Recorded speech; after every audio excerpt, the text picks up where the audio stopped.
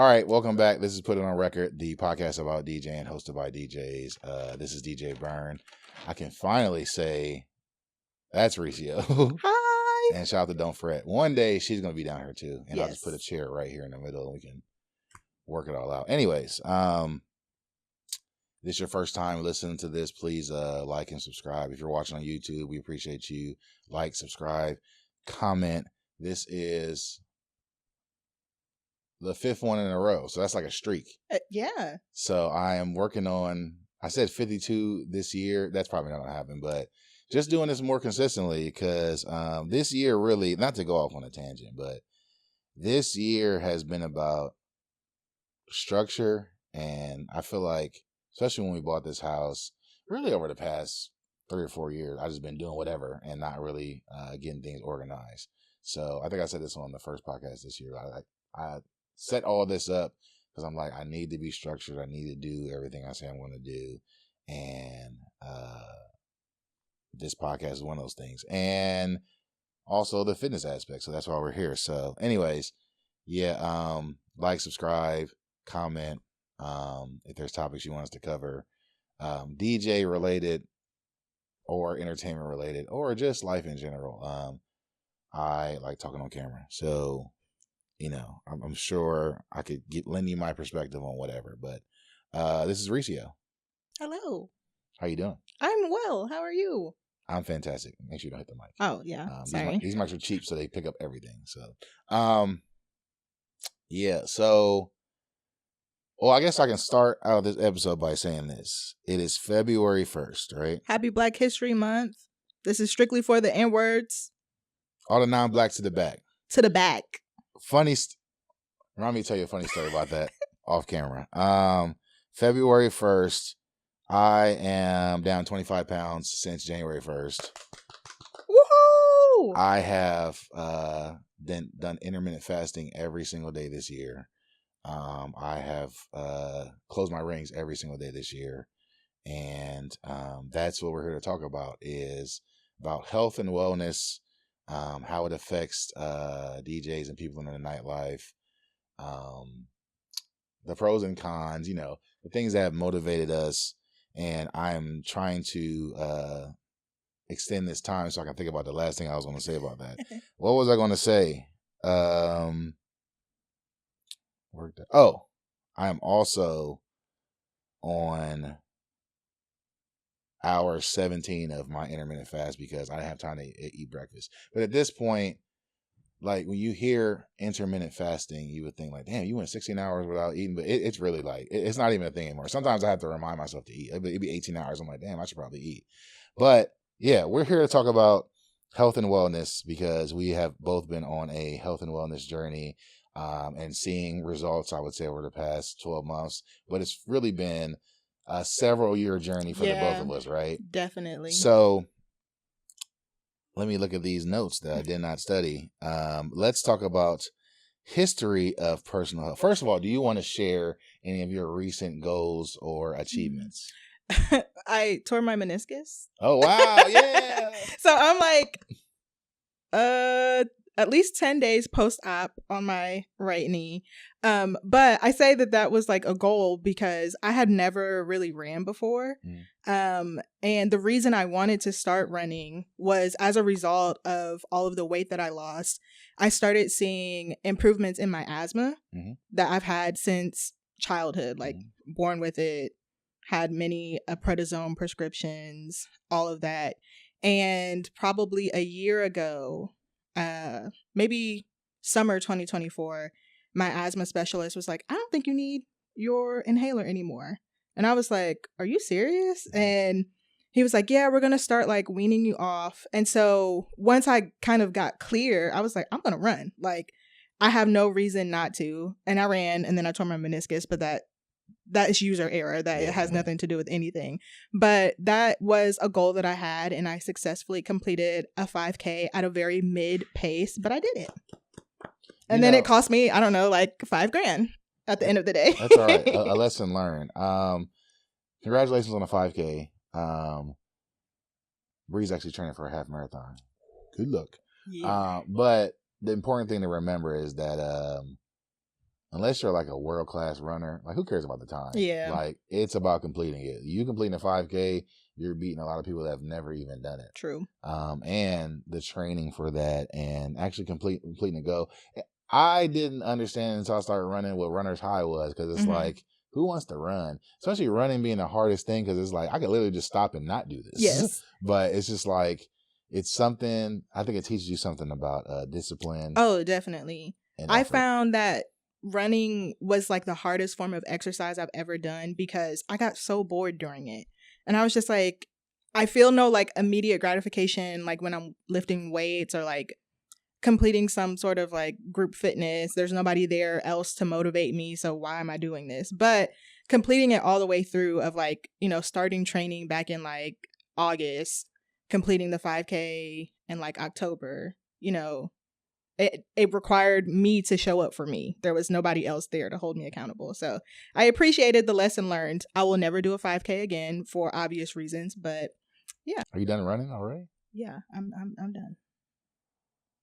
Oh, well, I figured injury would be like a small setback, but I mean, you know. I'm gonna stick to the Stairmaster and the waterfalls that I'm used to, Gotcha. because that is the only cardio that has never done me wrong. Got you. I to this day have never had a major injury.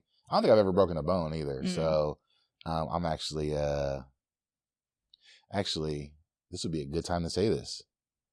The reason I'm going so hard with working out, so we'll get to the history of, you know, our journey, but currently I'm doing 90 days strict of intermittent fasting, closing my rings, and it's because I am doing High Rocks in Miami solo in April. Oh my gosh, that's so exciting! So this first month had just been about getting back in the routine, Yeah. and I'm also trying to lose as much weight as possible before I go there. But the first month has been getting back in the routine as far as working out every day. The February is going to be about lifting weights, because it's strength as well as endurance. And then March will be about doing the actual obstacles, because the gym over here in Obetz, they have like a sled, and I think Bree, because, you know, she did it. She has a sandbag over there or whatever, so I can simulate. And they have like the rowing and all that, so I can simulate all the events and get ready. And I am doing it solo too, so. But yeah, so I'm locked in. I'm super focused, and that's my goal. And then after that, I might get back to running, but I'm currently 326, which is a total of like 85 down, and I don't feel comfortable running until I'm under 300. Otherwise, I'm gonna have a walker when I get old because of my knees. But yeah, so nobody else knows that, and now you guys know. Hold them accountable. And I'm we need the training content. I'm actually not even gonna post this that part. I'm not gonna announce on social media until March. Okay. So if you only listen to this podcast, it's the only way you would know that. But anyways, let's talk about history. I'm gonna put on the screen right here that picture of me and you at Strongwater. Yeah. Because we've had a lot of ups and downs since then with health. What would you say has been the biggest factor to the weight gain over the years? Stress. 1,000% stress. So I think that picture, it had to be right before I started law school. And yeah, I want to say it was 2015. Yeah. My weight skyrocketed in law school. I was under a lot of stress just from, you know, the academic part. I was under a lot of financial stress because I wasn't technically supposed to work my first year of law school, and I was trying to work because I had no other option. And then stress just with some family things that were going on during that time. And so I was all over the place, and my eating became like a source of comfort. And I also realized, you know, years later that I was eating very like crazy. There were times during law school where I would only eat once a day, and it wasn't like a healthy meal. It was like Raisin Canes or like something that was like close by and I could easily grab. And so I was doing this like intermittent fasting unintentionally, and then filling my body with trash. Yeah. March 28th, 2015 is when that picture was taken. Yeah, stress is a big thing. especially. I think we're both emotional eaters. Mm-hmm. And what's funny is that it's not just negative emotions. Because whenever I do something good, I'm like, oh, I should get a little treat. Yes, or when you're stressed out, like, man, I just want to eat something that's filling. And that's probably the biggest factor. Stress.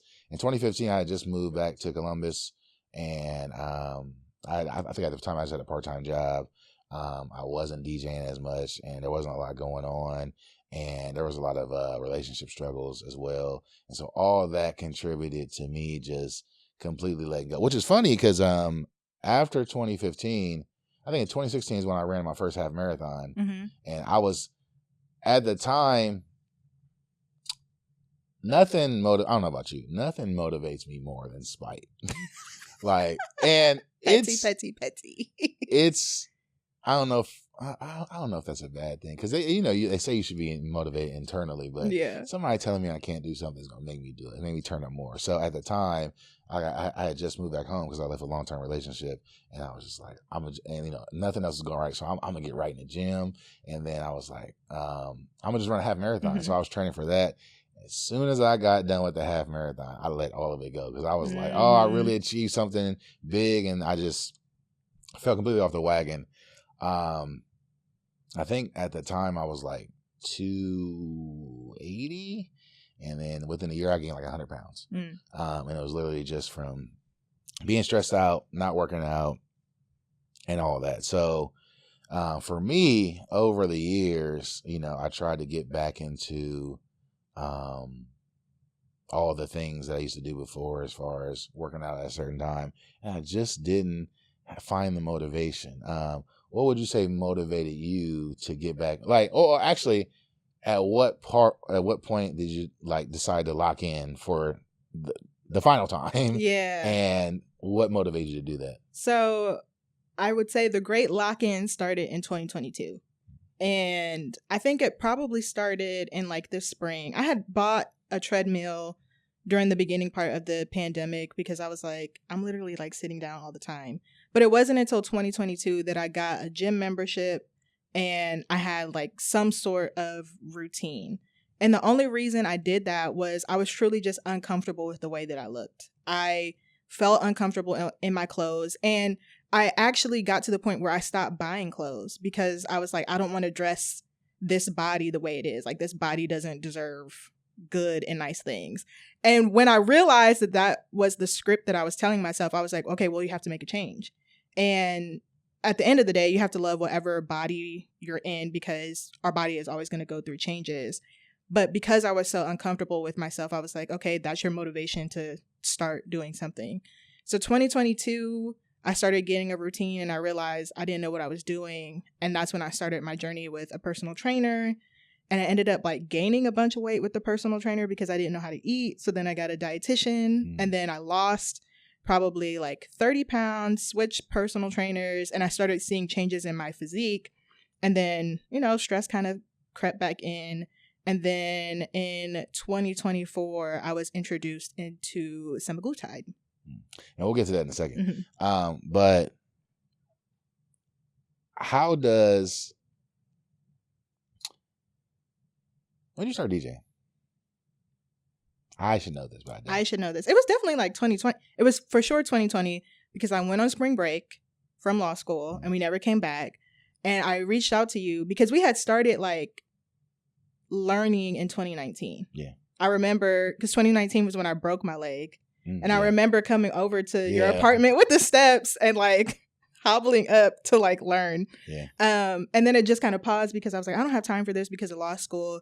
And then in 2020, when I had nothing else to do but be in my house and learn something, that's when you lent me the controller. And so, yeah, the first gig was the Food Truck Fest that summer in July. Because that was, we were all masked up. So I was definitely during the pandemic. Yeah. And then I think September, October was the drive-in with orange soda. So yeah, 2020. How does DJing, I'm kind of leading the question here. How does DJing negatively affect a diet and fitness? Sleep, food, and alcohol. There it is. And I never really thought about my drinking habits until I started like kind of doing an audit of how I'm spending my time with DJing. And I definitely drink more when I'm DJing because it's a social like aspect of the job. And that's also kind of like currency for some people. Yeah, absolutely. Of like, oh, you got an open tab, you can get Run whatever it you up. want. And it's like, yeah, so run it up. And then it would negatively impact my sleep. I can't sleep when I have alcohol. Plus, you're already out late till like 2, 3 o'clock in the morning because you're DJing. And then the food you get after you're DJing or at the place, like, it's all just a grease ball. So, yeah, it is a recipe for disaster if you don't have any other, like, system in place outside of, Friday or Thursday to Sunday. Yeah, I would say systems are important. Now, I haven't drank in like 14 months, and even now when I'm doing my intermittent fasting, I just know like it is kind of miserable being out sober. It's like, especially when people are drunk, I'm like, man, people are annoying as fuck. But just having that system, and even if you are out late, if you're sober and you're not eating junk food late at night, I feel like it's easier to get up early in the morning. Oh, yeah. And then work out and then keep things consistent. And I just feel like, a combination of being out late, sleeping in, or not even getting enough sleep because you got stuff to do in the morning, and a bad diet and drinking, that just takes a toll on our body as well. Yeah. So definitely not good for us. And like you said, the environment encourages that. Like, I can't tell you how many people have offered me drinks more that I'm not drinking. I'm like, where was that when I was drinking? Like, you can buy me a fucking drink. But yeah, DJing, I feel like, because it's so fun, and once again, being emotional eaters is like, oh, we're having a good time. And like, we might as well drink. And then, I just had a great set. I'm going to White Castle. All that definitely can get out of hand if you don't have discipline. And that's probably the next question. So I know people, they get trainers, they get dietitians, and make no fucking progress. What stopped you from just being like, just lying to the trainer or just eating whatever? Like what stopped you from just falling back into bad habits, and like, where does the discipline come from? Well, for me, I didn't have a lot of disposable income. So the fact that I made the investment required me to be accountable, because I could have, had training on Monday and not done anything the rest of the week and come back the next Monday and my trainer be like, I thought you worked out, where's the progress? And I could have, stayed in that cycle. But I was like, I'm wasting her time, my time, and my money. So I'm going to show up. Even if, it starts off like I only show up one more time after a training session and then I eat bad the rest of the week. Like, holding myself accountable to at least start making a little bit of progress because my money was attached to it. That was enough for me because I'm not rich yet. Yeah. What's the I'm going all over the place. I don't care. What is your ultimate goal? So there is this TikTok. I think it was a TikTok originally. And it's this white guy. He got long hair and he's like on like this balance ball. And his wife is talking to him. And she's like, why do you work out? And he's like, to look good while having sex. And I was like, yeah, period. Like, I want to look good, but not the point, but not to be shallow, or moving beyond being shallow. I have a niece now, and I think about all the time, like, I want to be there for her milestones. I want to be able to, take her to her soccer games and like run up and down the sideline to cheer her on. Or I want to be there when she gets married. And that requires me to have longevity in my life. And I can't do that if I'm eating Dave's hot chicken 2 or 3 times a week and drinking and not getting sleep and being stressed the hell out and all this other stuff. So for me to be where I want to be long term, I have to make changes now. Solid. Yeah, it's bigger than you. It's being able to be present and be active and look good. I would say for me, it's a plethora of things. Definitely when I got married, I say this all the time. I never thought about long term until I got married. It was literally just about going to work throughout the week Mm-hmm. and what gigs I got to do on the weekend. But now it's just like, where am I going to be in 10 years, 20 years? Am I going to be alive for that? Yeah. And for the longest, she doesn't listen to this, but she knows what I'm about to say. For the longest, she's like, you got to go to the doctor. You got to go to the doctor. And I never went to the doctor because men don't go to the doctor. Why do y'all Because do men that? are dumb. You know, I think because I think women have, you know, things about your body that need maintenance that you can't do on your own. So like you're more required to go. And for men, it's just like all of our stuff is external. I can look at it and be like, oh, looks like it works. It's fine. But not knowing like, oh, you got to get blood work and all that. So, and let me look at my chart. I went to the doctor eventually, especially since, you know, I'm paying for it. I should definitely go. I was officially diagnosed with type 2 diabetes the first time I went to the doctor. And that really put things in perspective. And I feel like I've always known I've had sleep apnea, but I never realized how it was affecting me until somebody was like, when's the last time you had a dream? And I was like, I can't even remember. It's because I never got to deep enough sleep to have a dream. And so if I'm looking here, I want to say, so, okay, March 2023 is the first time I went to the doctor in years. And normal range of A1C is 4.7 to 5.6. I was 14.4. Whoa. And so a friend of my wife's, her dad died because he had type 2 diabetes. And I think he was drinking something. You know, alcohol has a lot of sugar in it. And he just went to sleep and didn't wake back up. And I was just like, fuck. Yeah. You know, and also, rest in peace to Michael Watts. I don't know how he passed away, but they said it was health complications. He was 51. Yeah. So I'm like, it was probably something like that. And when we were at NAMM this past weekend, I saw somebody, I'm not going to say who, but I seen somebody, legendary DJ, and they were in a motorized chair. And I was like, is it weird that they're like, I was like, maybe they're just old. And Chubby was like, Stevie Wonder walking around and he old as shit. I'm like, good point. Yeah. And so this guy, he's probably not more than 10 or 15 years older than me. And he's a taller guy, bigger guy, but he's in a wheelchair. And I'm like, I don't want that to be me. Yeah. So going to the doctor, wanting to be around for a while. And I also, the same thoughts as you is like, I want to be able to play with my kids in the future, you know? I don't want to be able to, I don't want to have to sit down while everybody else is moving around. I was tired of getting the extra seat on Southwest flights, which they don't even do anymore. Fuck Southwest. And the good part, we work in a business that is a visual business, and it can be vain. Yeah. So one, to look presentable. I'm tired of being up there and sweating while I'm DJing, and people are just like, oh, it's because you're fat. That is the most humbling part too, of like, after you set up and you're like, whew, did somebody turn the thermostat up to 80? And they're like, no, you just big. Out of shape. You got a big back, girl. Yeah, it's so crazy now. Like, I can DJ with a hoodie on and not be sweating. It's so crazy because before it's like I need a fan, and you know, people look at you crazy like, are you okay? I'm like, leave me alone. Yeah, I'm okay. So all of those things like is what motivated me, and I think now it's just about, I got to do it.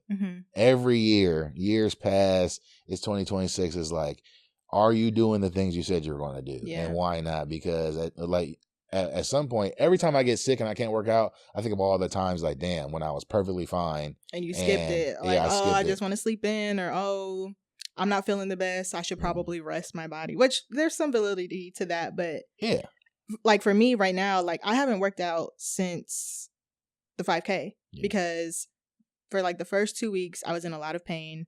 And then I got the MRI and I was like, well, let me wait until I get the results back. And then it was a torn meniscus and like a couple stress fractures.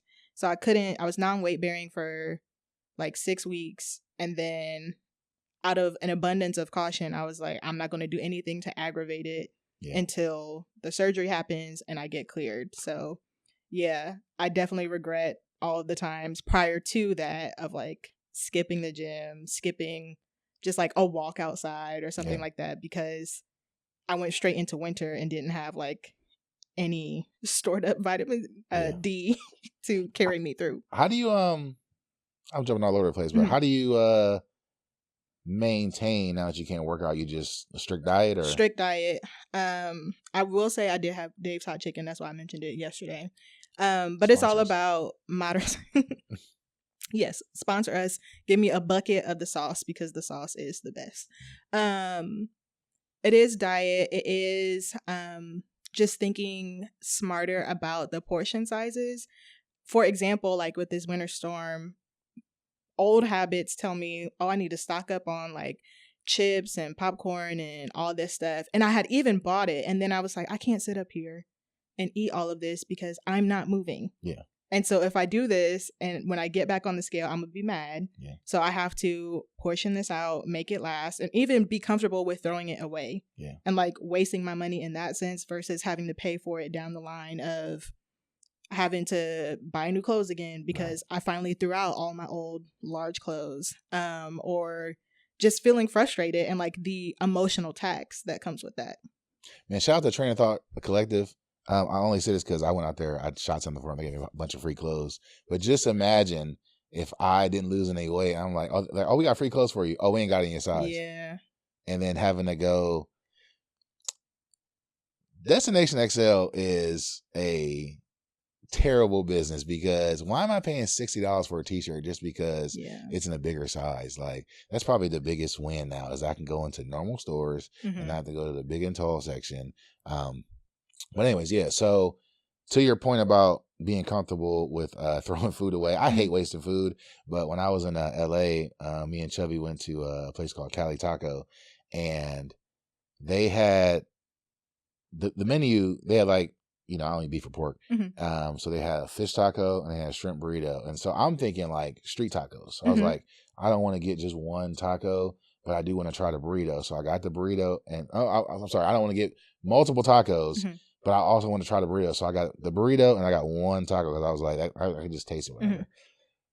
The burrito was big as fuck. The burrito was like maybe like 12 inches, 4 inches wide.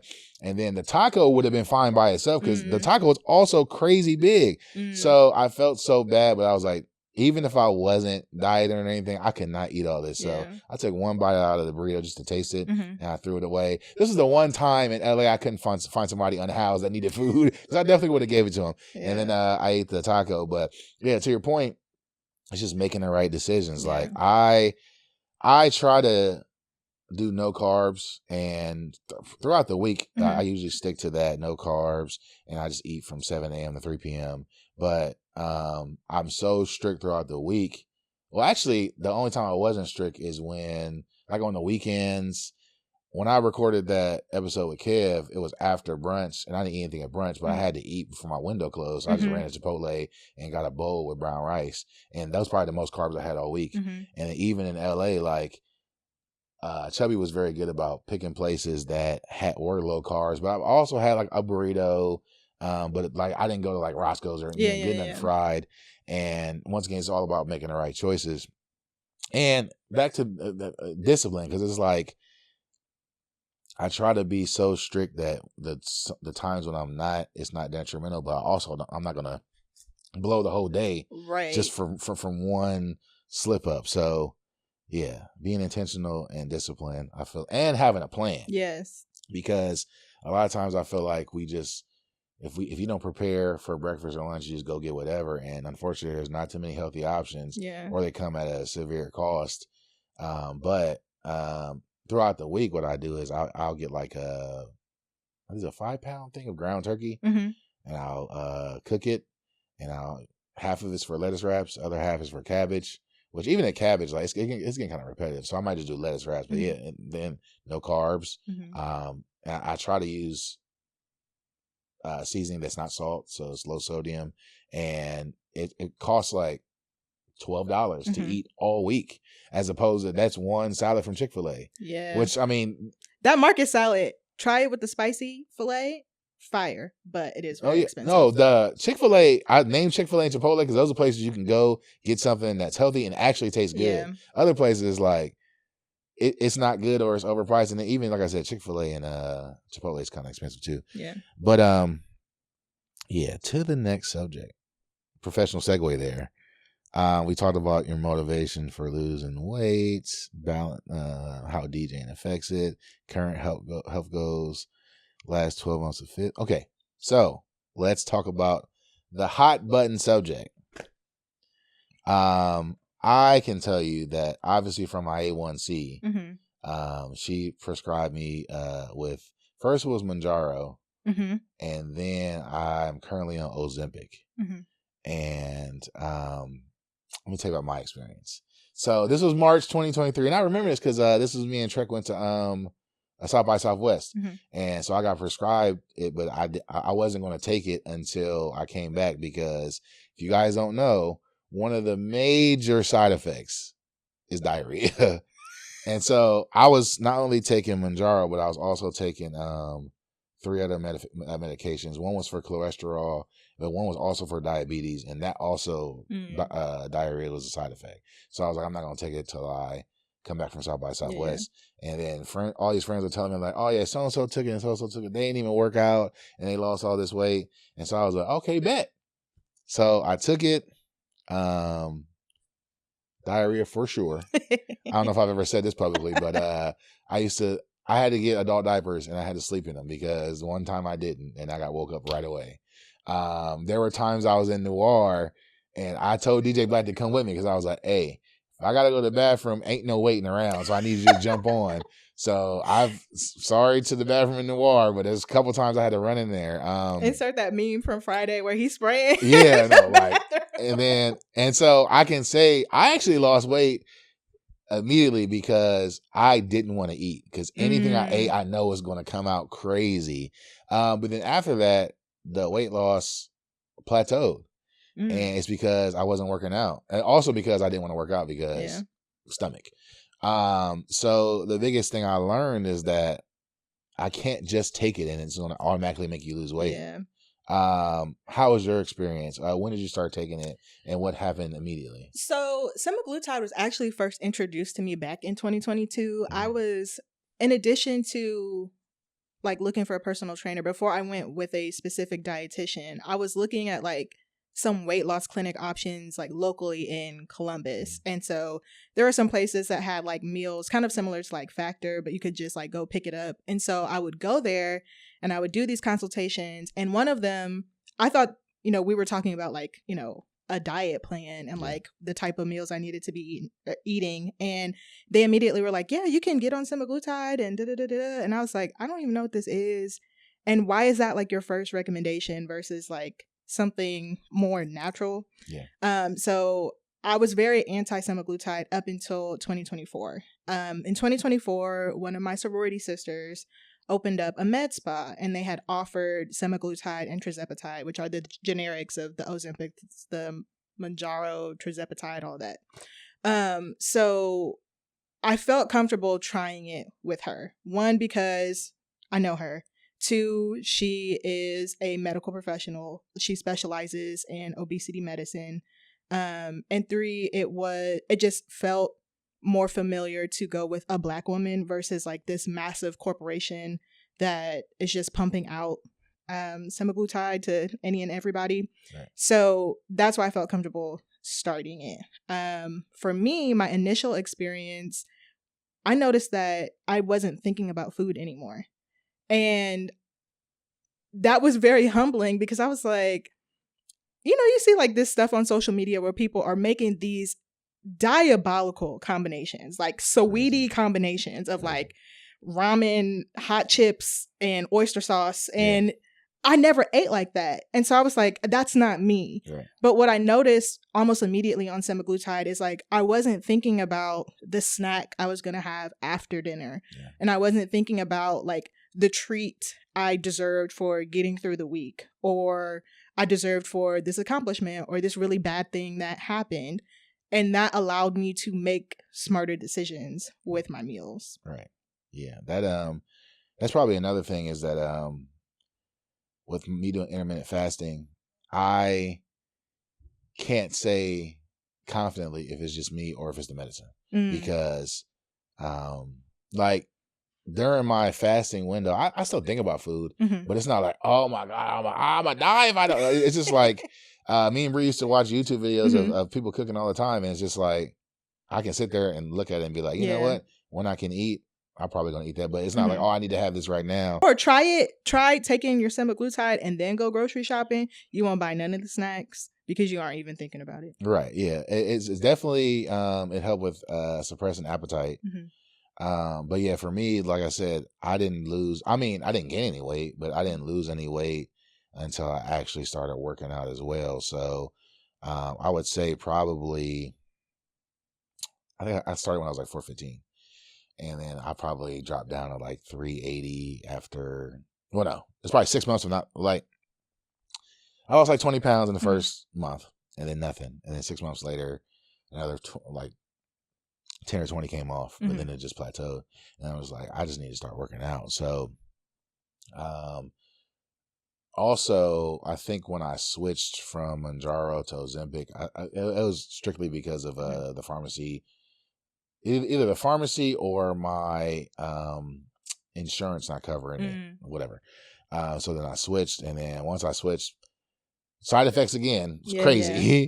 But eventually, I think now I'm on the highest dose of Ozempic, which is 2 milligrams, maybe. And now it's just there's really no side effects, and like you said, like I don't think about dessert or a sweet treat. I don't get up and crave food.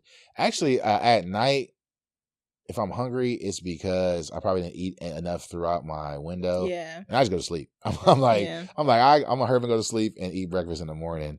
I found that semaglutide also helped with drinking. Like, I could like my body could only like tolerate one drink. Like if I tried to overdo it, I would pay for it the next day because it just stays in your system so much longer. But also I would just feel satisfied. Like I didn't feel like I needed to catch up to the people around me. My body was just like, nope, this is good. We're good. Yeah. You can turn it off. And it saved you a lot of money. As much money as you spend on it, you save it like tenfold in like food, alcohol, all the other stuff. Maybe because I'm old, being drunk is just not a experience I want to. No. Like it's not even. I'm cool. Like mocktails taste great. Yes. Granted, a lot of sugar, but they do taste great. Shout out to Tara. She makes the best mocktails so far. But yeah, drinking. It was easy to quit drinking just because. Actually, who motivated me was Marlon. Because, okay. So to rewind, I didn't find out until 2023 that he didn't eat pork or beef. Like I guess I never noticed. And it was like, I don't know how long it was for beef. One of those, it was like 10 years. I was like, I never noticed that. And so I was like, you know what? I'm going to do that. And that also actually helped because if you don't eat pork or beef, there's a lot of fast food you can't even eat. Yeah. Like I'm tired of eating chicken nuggets. I'm tired of eating filet-o-fish. And it's just like, you know what? I'm just not eat fast food. So that actually helped with the fast food. And also breakfast. There's something about all the breakfast places that very few of them have non-pork or beef options. Uppercup has a great turkey chicken breakfast sandwich. So Uppercup. But then the next year I was like, he don't drink. I can stop drinking too. And it was really, I only drank when I DJ. Like, so, and it takes so much to get me drunk. So I'm just like, and then once I'm drunk, like I said, it's hard to sleep and then not getting up early in the morning. And I think the last time I was drunk was whatever year that me, Reva, and Sequel had a birthday party together. I was fucked up. But yeah, so how did the people around you respond to you taking this medicine? I was very secretive about it for a while because there was this negative connotation of like you could take it and like you don't have to put any work in. And that's why there's a lot of people walking around and they're skinny fat because they aren't doing any exercise. They're just relying on the semaglutide to drop the weight, but they're losing muscle. And so like they have like just pockets of fat, but like they're only, I don't know, 120. It looks crazy. But it was funny because my mom actually asked me about it a couple months ago. I had told like my sister-in-law, so like she knew, and I guess they must have talked, and she was like, "You was taking semaglutide," and I was like, "Yeah," and she was like, "You shouldn't do that. That's gonna give you diabetes." And mind you, she's a healthcare professional, but there's this truly negative connotation around taking it. But in addition to like being, a little bit nervous about it, once I saw the results and I could talk about my experience, I was more open to sharing with people, whether, they were looking to take semaglutide or just on their own health and wellness journey, just to share like tools, because it is a tool. It's not going to cure everything, but it is something that you can put in your toolkit in addition to diet, in addition to having systems and routines in place, in addition to not drinking alcohol, in addition to getting proper sleep. So I did start sharing it, and I actually started like posting about it on TikTok because I felt like that's where I was getting a lot of negative connotation of, people are doing it for an event or for a vacation or something like that, and they're trying to drop weight quickly. Whereas for me, what I came to realize is that semaglutide helped regulate a lot of hormonal imbalances that I didn't even know that I had until I got off of semaglutide and I started doing some testing, and I realized like, oh, the symptoms that I'm feeling now, I didn't feel when I was on semaglutide because it was regulating my cortisol. It was regulating some of my female hormones that were just out of whack. So yeah, I like sharing now because I've had such a positive experience, and we've talked about this. Like, luckily I didn't have a lot of like the common side effects of like losing hair or like the diarrhea or anything like that. So I'm very grateful, but that came with like advocating and like working very closely with my healthcare provider to say like, this is what I'm feeling. I am confident in moving up, or I'm confident in staying where I am as far as the dosage. And this is what my ultimate goal is. I'm not trying to lose weight fast. For me, it was all about sustainability. So whether I lose 16 pounds or 60 pounds on it, I want to make sure it stays off and that I have the routine in place to keep it off. That's kind of why I'm hesitant to talk about the fitness part of what I'm doing. And eventually I will. But it's like, I don't want people... I still can't confidently say whether this is effort or whether it's the medicine. Like, so when it comes to fasting, yeah, like I feel like it's easy for me. One, because once again, nothing motivates me like spite, but because of like, or is it just the medicine? Like, but what I also will say is that, the people I talk, like talking about it with people in person and not on social media, I don't mind talking about it because, hey, my A1C was crazy. Oh, now, last time I went was in November, and my A1C is now like 5.8. So I'm almost out of diabetes, which would be great because I'm tired of taking this medicine in general. And I also feel like if I did stop taking the Ozempic and all the other medicine I take, I think I can still maintain this, but I'm gonna do the right thing and not stop taking any medication until my doctor says. And she was like, next time you come in, which I think is in April, we'll do more blood tests, and then if everything is fine, you can stop taking the medicine. So yeah, I'm looking forward to that. But yeah, like I said, I was prescribed this because of type 2 diabetes, and where there's people that are just ordering it online and paying full price just to lose weight. Yeah, and like that's a problem. Also, I don't know if I mentioned this part. I did a sleep study, was diagnosed with sleep apnea, and they gave me a CPAP. Game changer. Like I said, I didn't realize I was getting bad sleep, like falling asleep during the day and like just not being like, no matter how long I slept, I would not get good sleep. And now I can get 6 hours and pop back up. And I got up this morning, worked out. Another side note, it's so hard to work out in the garage. This is why I'm mad I didn't start this in the summer, because it's fucking 30 degrees in the garage. I'm in there. 30 is generous at this point. Yeah, I'm in there with the tall space heater, crew neck on, joggers, hands in my pockets on the elliptical because the elliptical's cold itself. I'm like, damn, I should have. And I like working out in the morning. It's a little bit better at night because the sun's been out a little bit. But no, it's so cold in the garage. But I say all that to say, I definitely popped up this morning.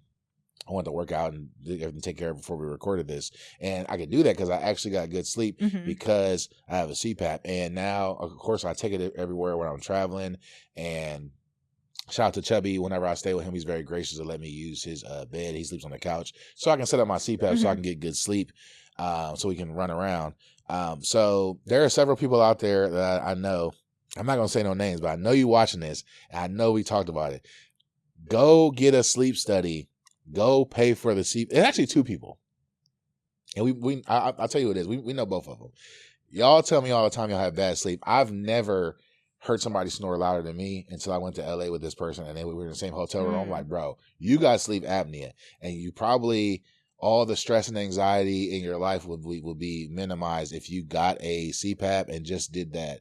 And I used to sleep on my stomach, and this person does well. And I used to think that like wearing a mask to bed would be a problem, but now when it's on, like I either sleep on my back or I sleep on my side, but it's not like I don't be rolling around. So it's just something that is literally going to save your life, because you literally stop breathing when you're asleep, and you might not wake up. Just like having a high A1C, you could go to sleep and not wake up if you eat the.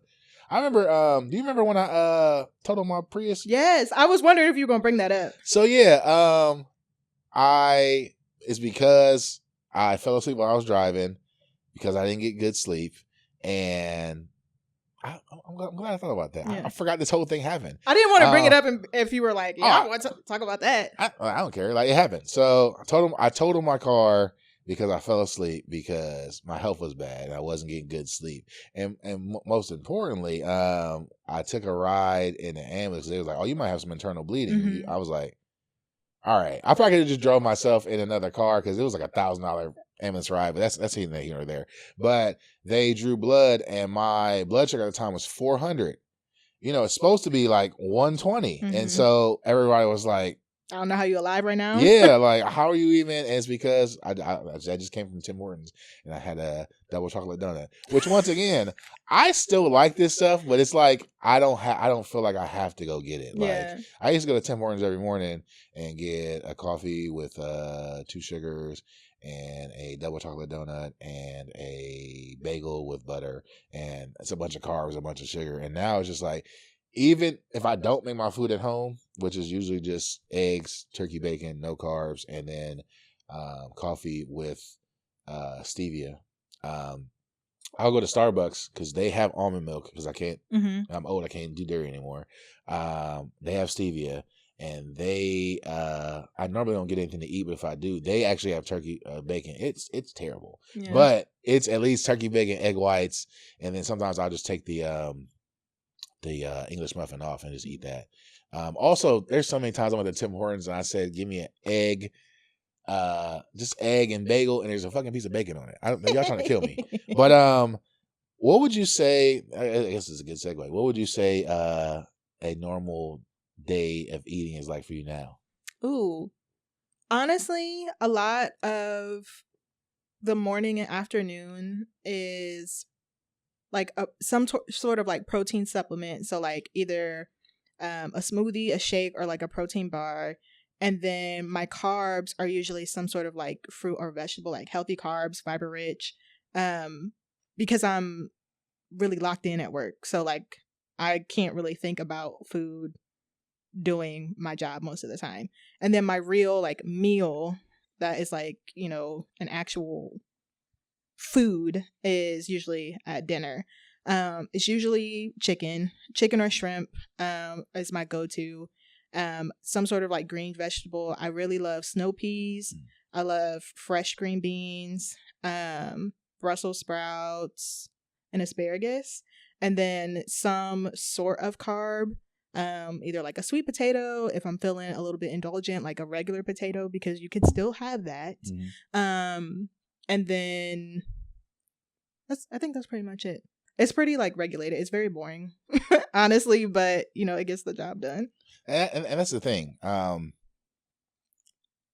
on a mission right now, so I'm locked in. And all this food, I was just talking to Anthony. I was like, damn, fish burger on DoorDash again. That's crazy. Right when I started locking in, and he was like, nah, stay focused. I'm like, oh, I'm not tripping. I'm just saying, like, when April comes and when I can be a little more loose on my diet, like, I would like to get stuff like that. But for me, once again, like, I have to eat breakfast or I'm gonna strangle somebody at work. I can't go to work hungry. And plus, ideally, I like to work out in the morning, so that's the end of my fasting window. So fasted cardio is super effective. So for breakfast, I'll have usually 2 eggs and 8 ounces of egg whites, because eating egg whites by themselves are terrible. Like, they taste like nothing, and they're not very filling. So, but I try to balance it out because, a lot of egg yolk is going to be a lot of cholesterol. So, 2 eggs, 8 ounces of egg whites, and then either turkey bacon or like a chicken sausage or something. And that's it. And then coffee with almond creamer and stevia, which is a sugar substitute that actually tastes reasonable. Sweet and low, all that stuff is not good for you, so don't do that. More recently, I got those egg rings, so so I've been eating English muffins too, because I feel like now that I'm working out more, I can afford the carbs, and plus I need them. So and then for lunch, it varies, but it's usually what's important for you guys to note. A green vegetable is important. So it'll either be like spinach or broccoli, and then some kind of lean chicken or fish. Salmon and stuff like that probably has the most protein. And scallops, but scallops are expensive. If I eat lunch, it's usually like a salad, and it's either like my version of like the Chick-fil-A market salad, because it has a lot of fruit, like red and green apples, blueberries, strawberries, granola, almonds, and then like a chicken. Or if I like make a salad from like the salad bar at work, it's like chicken, these like dry roasted red peppers to give it like some spice.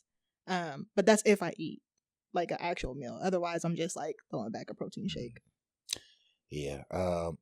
I usually stop eating at 3:00, so I'll probably have some almonds or like just something like to hold me over, and then after that, it's over. Also, I've been trying to drink less energy drinks, so I have a sugar-free energy drink, which I'm not going to say their name because they won't sponsor me. But I have a sugar-free energy drink that we all love. But I'm trying to do less of that because I feel like at this point, like that's my sweet treat. Because it tastes good, and it's I think it's 0 sugar. It's probably like 5. And it's like 5 calories. I think have sugar, alcohol. I don't know how they get away with that. Like, is it not sugar? But it says it's sugar free, and it doesn't do any kind of spikes in my blood sugar, so it's cool. But yeah, that's pretty much it. It's super boring. I for the longest, hate to put this on her, but my wife used to be upset because spending quality time eating together was a thing, and okay. That's a good subject. We should talk about that then. So, she gets super offended when she eats dinner and I don't eat with her. So I was like, I'll sit there with you, and somehow that's worse. I'm like, I can sit here and not eat and just watch you eat, but I don't know. And so for the longest, and that's probably why I struggle with be consistent. So I'm not blaming her. It's just that she would convince me to eat with her or to go off my diet, and then I would give in to that. But I told her going into January, like, look, you're gonna be mad at me either way, so I'm at least stick to my diet if you're gonna be mad. And so I have a goal, and she's on her fitness goal too, but they're different. We got different plans, we eat different things, and I let her know, like, well, you got to understand we're not on the same schedule. So I guess for you, how does social events, how does that come into play when you're trying to stick to your routine? So I remember one of the first months I was on semaglutide, I went to Cut 132 and they had a brunch buffet, and I had like a half a plate of the brunch buffet. I paid an egregious amount of money for it, but I was on the semaglutide, and I was like, oh, I really need to take a step back and think about how I'm going to socialize moving forward, because it is very weird to be, in this, very indulgent food environment, and to be like, yep, I'm done. What's next? Like, what else is on the agenda? It definitely required a lot of conversations with the people I was closest with. And even like at work, like I work in an environment where like people bring in food as like, you know, compensation for stress of like, oh, I brought in this chocolate or I baked this, whatever, because, you know, we're going through it as far as like workload. And it can be hard to politely decline, but you have to do it. Otherwise, like, you're either going to make yourself sick, or if you aren't on, you know, one of these medications, like, you're just going to ruin your progress. Right. So it definitely requires accountability for yourself and being willing to share as much as you want to the people who you are going to be eating with.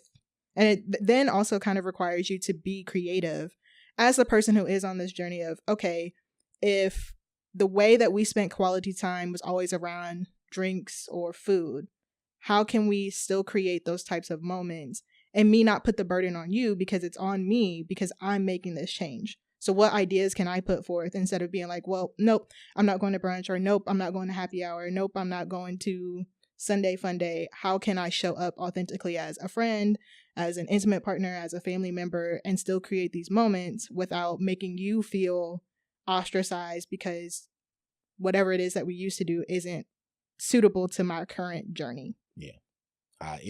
I feel that. So one, we just had a holiday party at work at Fogo de Chao. And the worst part about it is they have 2 things on the menu that's not beef or pork. Mm-hmm. So they're walking around with all these Wagyu tomahawk right. and all this. And even one of the chicken options was bacon wrapped. I'm like, fuck. Yeah. So I mean, chicken breasts, chicken legs. And I'm like, it's good. And then, like, you know, the salad bar, a bunch of, like, they had smoked salmon. Smoked salmon is nasty. Like, cook my salmon. Like, don't smoke it. But yeah, to your point, socializing, a lot of socialization is around food and or drink, and I don't drink, and a lot of stuff I can't eat.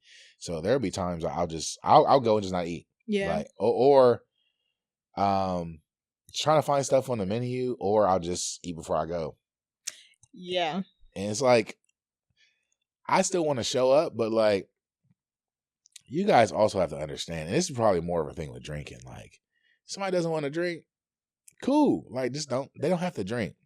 And you shouldn't feel bad for drinking. Like, I don't feel like I'm better than you because I don't drink and you do. Like this is for me. This is not to be better than anybody else. And I see that a lot when people are like, you don't drink, why not? I'm like, why do you drink? Yeah. Like just, so I think, and I feel like the people that are closest to you understand that. Oh, yeah. It's just that when you're out in the world and it's like, people want to buy you, like, especially as a DJ, like the biggest insult outside of, do you remember me? No, I don't.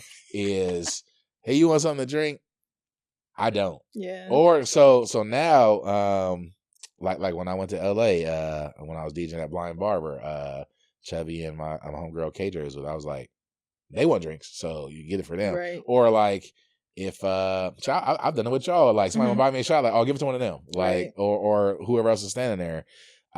But it's about temptation and then also discipline, because it's like, what are you doing? And this actually goes across the board for everything. I apply this making content for social media and everything. I think on a daily, now that I'm in my old age, and it's about progress, like, what are you doing? And is that working towards your goal? And if it's not, why are you doing it? Now, not to say that I don't have days when I rest or I do something a little bit outside of my diet, but like I said, if you're strict 95% of the time, then you can slip up every once in a while. But I think when it comes to goals, it's about, what are you doing to work towards those goals, and like putting a deadline on it. And that's another thing about New Year's resolutions. I tell people, like, if you're gonna have a New Year's resolution or a goal in general, it should be something that you can put a number on. Like, like, not, I just want to eat healthy. Like, what does that mean? Like, you eat one salad the rest of the year. Like, okay, I ate healthier than before. It's like, how many days of the week are you going to work out? How much, like, if you want to count calories, that's fine, but how much weight do you want to lose by what date? Like just being more healthy, being more active, or whatever, like, that like if you can't quantify it, then how do you know if you're succeeding or not? Or some people use that to pacify themselves, like, oh well, I worked out today, so, or I worked out once this month, so I'm more active. Like, are you? Like, because if you're more active, then what's the goal? Well, like what's the actual goal? So, let me check my list again. I thought we missed something. Let me see. The one thing we didn't talk about, we probably should have started with this. Love Language is this Saturday, February 7th. Monthly party here. Great R&B party. Me, her, don't fret. Can We Talk will not get played. We're at Cure. Come buy drinks for everybody. Yes. Because that's going to be helpful. I won't be drinking, but you should drink.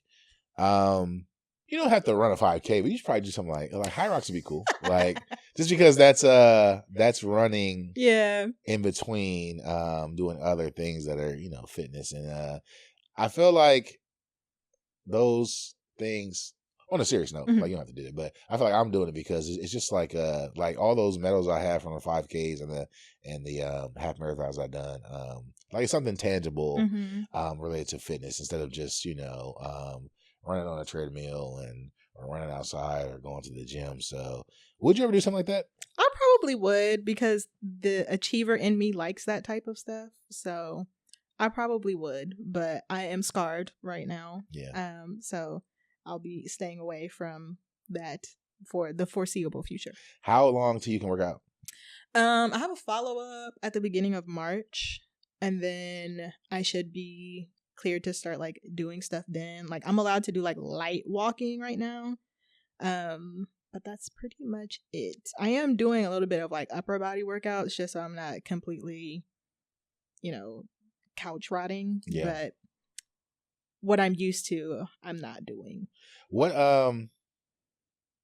before you I guess before the injury and before training, the specific 5K training, what were you doing workout wise? Oh, lots of lifting. So usually about 30 minutes of lifting. I was using this app called Ladder, and I was following, what was my coach's name? I'll think about her name.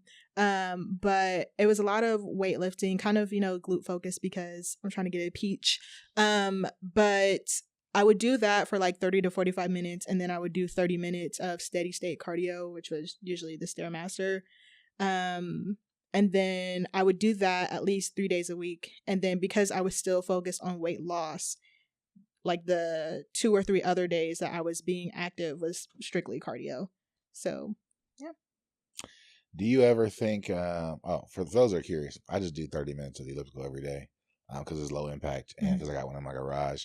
And as far as training in the future, I'm going to just do 4 days of lifting weights, upper body, lower body, and core because I forgot who it was. It was somebody that I saw had a 6-pack, and I was like, I saw how you were before, and so that tells me anything is possible. And abs are just like, if you lose weight, lose gut fat, and actually work on your, like, anybody can have a 6-pack. Referencing the photo that I'm gonna put up here again, you ever think you'll be that size again? I think it's possible. This is gonna sound crazy, but I don't have like a specific number in mind on the scale. What I care about is if my head looks really big. And so whenever my head starts looking big is when I will stop. With the neck out. Yeah. You said that one day. You're like, oh, you got your neck out. And I was like, and I'm going to lay off the cardio this week. I'm going to go pick up something hefty to eat. That's because, a good thing. Yeah. When you can see this. When you can see it, but I don't want it to look, kind of like Skeletor. I've never I've always had a big neck, so even when I'm skinnier, like it's still a big neck. But you also got a beard to cover it, so. And that's also why, because my chin. Have you seen that video of the guy that was getting a haircut, and then like it was basically like a whole makeover, and then he cut his beard off, and he had that wild chin. Yeah, that's how my chin looks. That's why I have a beard. That is that. If you go through the archives of social media, you can see when I didn't have a beard. That's how my chin looks. That's hilarious. So no, I'm always gonna have a beard. I think in that photo, I was probably like 260, and I'm trying to blow past that. So I'm definitely going to get back to there. I don't know if I have a real goal. I would like to say I've lost 200 pounds. Mm-hmm. So if I get to 220, that'd be great. But I just want to be, when I was, the lowest I've ever been as an adult was 236. And I was wearing extra large, like my t-shirt size was extra large. I think I was back in a size 38 pants. And like, that'd be cool. Cause then, like I said, it's not as much of a burden to go shopping. And just to be able, this flight to LA and back was the first time in a long time that I could put the seatbelt on without getting an extension on the newer planes and the older planes, because for some reason their seatbelts are different sizes. But I also put the tray down. So just small victories. And so I want to be able to when we went to Korea, I don't know if this is an Asian thing, but a lot of the people were sitting crisscross applesauce in the seat. And I'm like, I could probably do that eventually. So as actually a photo I have, I think it was when I was going back and forth between LA and El Paso, where I actually had my legs crossed in the seat on the plane, and I was like, those are things less about the number on the scale, and it's more about like being able to do that would be great. And I think after completing this High Rocks, I'm gonna try to do another half marathon. The ultimate goal when I ran my first one was to do a whole marathon. I don't know if I'm ever gonna be able to do that. But even as I say that, somebody, I can't remember who it was, but somebody that I follow on Instagram ran a New York City marathon, and it was 9 hours, which tells me that they were probably at the pace that I was at for the half marathon, but it just kept going. Yeah. Actually, longer than that. I ran a half marathon in 3 hours and 17 minutes. So, but yeah, I'm like, they finished. And once again, it's not about, we're not world-class athletes. It's just about doing something and saying that you finished. So yeah, that's pretty much it. Love language is coming up. You got your 3 songs? I will get them to you shortly. That's fine. I'm gonna shoot it sometime today and then put it out. Love language. Each and every first Saturday at Cure. Us 3. R&B. When's the last time you DJed? Probably Homecoming, Love Language, because it was right before the 5K. Right. And then you say you had a lot of stuff at work too, so. Yeah. So. Do you think, this will probably be the last question because we're at an hour as usual. How has the fitness journey affected DJing? Oh, I'm much more picky about the gigs that I choose, because given all that we've talked about, like the alcohol, the sleep, all of that, like I have to choose environments that are going to support my total wellness. And for me, DJ has always been a hobby. It was never intended to be a side gig or like for me to blow up, even though I did have a dream last night that I DJ'd for Megan Thee Stallion. So it's happening. Things are happening. May happen. But because of that, like I have to pick gigs that are going to support everything else that I got going on in my life. And so Love Language, because I'm DJing with my besties, that is always going to be on the calendar.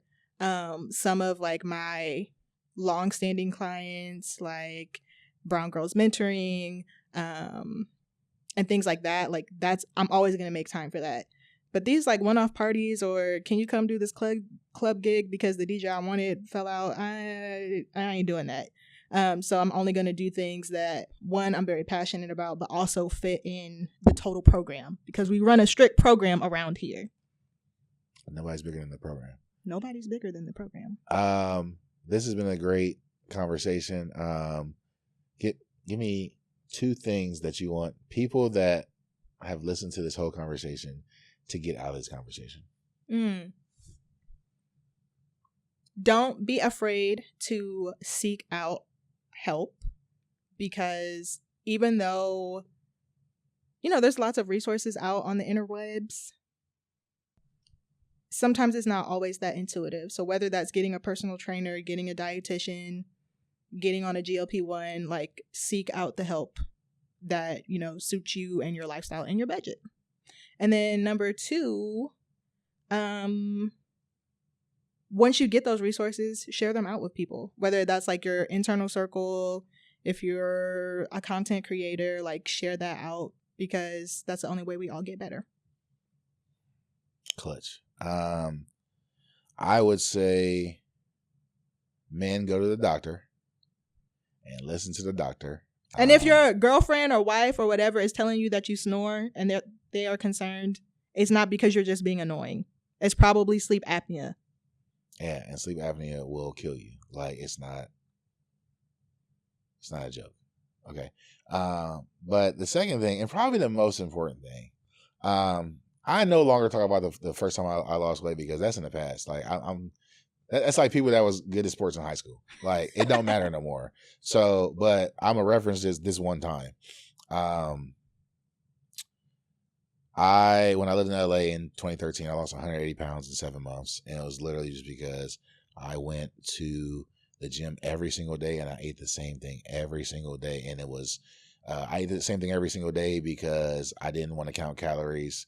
I knew when I first ate it and I was using MyFitnessPal how many calories it was, and I just stuck to it. So I didn't have to worry about, oh, how many calories is this? Like, no, I ate the same thing every day, and I worked out every single day, and I walked to work. And I did that because I was in LA and nothing else was going right, as far as DJing and whatever else. So I was like, I want the people that were rooting for me to move out here back home. I want to be able to have something to show them progress wise, a year from now.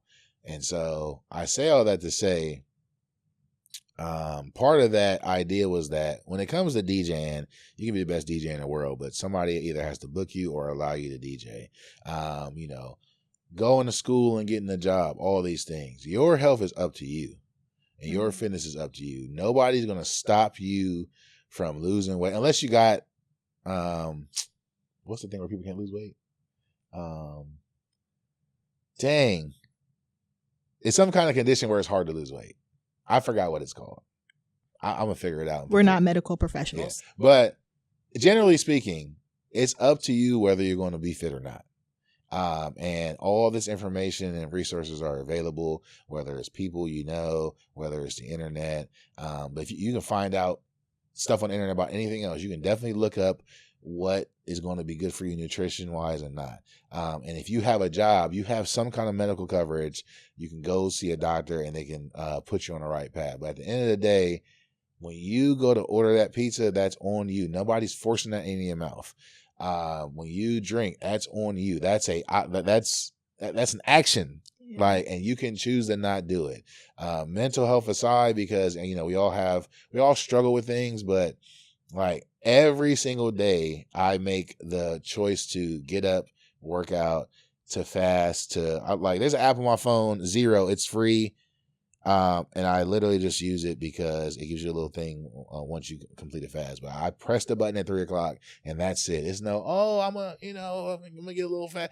When you go get fast food, you gotta sit in the driveway and you gotta order the food. You gotta wait for it to come out. You're making active choices. Mm-hmm. So you can make the active choice to not do that. Even when I don't prepare properly for the day and I don't have lunch, I guess I'm just not eating lunch. Because you know what? I'm not going to die from eating lunch. But if I eat fast food, I'm just setting myself back. So I'd rather skip a meal than fuck up the program that I'm on right now, because I got a goal in mind. And so when April comes and I'm doing a high rocks, this is about to be the hardest thing I've ever done in my life. I want to say that I did everything I could to get the best possible outcome, instead of, 3 months from now, I didn't lose any weight. I'm not prepared at all. And just, no, I wasted my money. I'm traveling down there. All these things I've done before have not worked. Mm-hmm. You buy smaller clothes for goals. You remember when Macy's closed at Eastland Mall? Yeah. I had clothes from then that I said I'm going to wear one day. I still haven't worn, because once you buy the clothes, the money is spent. Yeah. So you're not that's not going to motivate you. What's going to motivate you is telling yourself like, hey, life is a series of, what's the saying? Life is a series of times where you make the decision between doing the hard thing and the easy thing. And so you have to make the active choice every single day to choose hard, because that's going to get you to where you need to go. And the same thing as it goes to be said for DJing, because you do have to have some luck and opportunity and all that to get paid to DJ. You don't have to. There's nothing stopping you from going in there and practicing right now. Nothing.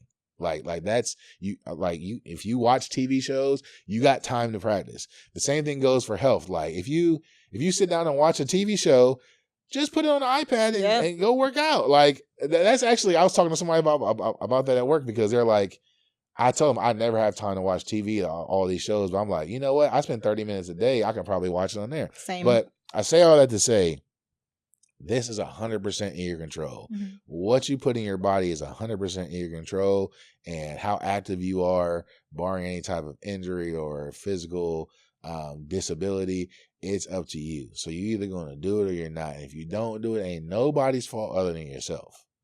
Remember that. Also remember that when all this information comes out, like, oh, I want to lose weight too. No, you don't, because we've told you everything you need to do. And if you need some other help, I'm sure there's a medical professional you can go see through your job. But at the end of the day, don't tell me you want to do it. Just go do it. Mm-hmm. Just go do it. And that's it. That's going to bother me. I don't know what that saying is. I used to listen to this. There was a Nike commercial. Mm-hmm.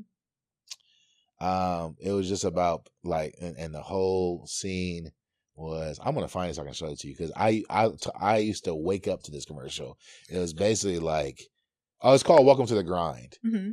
It was like, and what he said was, but what is life but a series of moments where you can choose the easy road or the hard road? It's like, everything you go through every day is telling you, like, you ain't got to do that. You can sit down. You can rest. Like, why are you chasing those goals? It's not important. Like, everything is trying to get you to just take your feet off the ground and let life take you wherever. But no, your goals are like, put your feet down, grind it out, fight. Like, you're in a battle. It's you versus yourself. And which one of you is going to win? The lazy person or the person that actually wants to go somewhere? Yeah. And so I got to talk about this all day. But remember, it's on you. It's not on anybody else. Nobody, and also nobody's gonna come save you. That's the thing about the Mounjaro / Ozempic that I took. It will, for me, and I probably needed that. If it was a miracle drug, like, I probably wouldn't have appreciated it. But no, you still got to do the work. It was it helped me not die from A1C being too high. But no, you still got to put the work in. Those people that took shortcuts, which I'm not here to say anything bad about gastric bypass or anything like that, but there are people that did that, didn't change their eating habits, and gained weight right away. So you spent X amount of dollars and you did surgery that some people have died from, and now you just gained the weight back because you didn't actually learn anything from it and you didn't have any discipline. But yeah, that's the biggest thing to take from this for me, is that your health is up to you. And if you got kids, this is the last thing. People, there's a thing going around on the internet that says, like, you have people you would die for, but you have people you would live for. Like, so yeah, you would go all out and give up your life, but what are you doing every day to make sure you're around for the people you love? That's your kids, that's your family, that's your significant other, all that. So that's me. I'm probably ranting because I'm hungry. So I'm about to turn this camera off and go to the grocery store because I don't have any turkey bacon. But I appreciate you sharing your experience. Hopefully somebody out there got something from that, and they too are going to go to the doctor and know that it's in them, and not be afraid of medication that might help you along the way. But I appreciate it. Each and every first Saturday, the three of us. Yes. And I'm gonna put a picture of right here. Don't Fret right here. Boom. All right, we're out of here. Bye.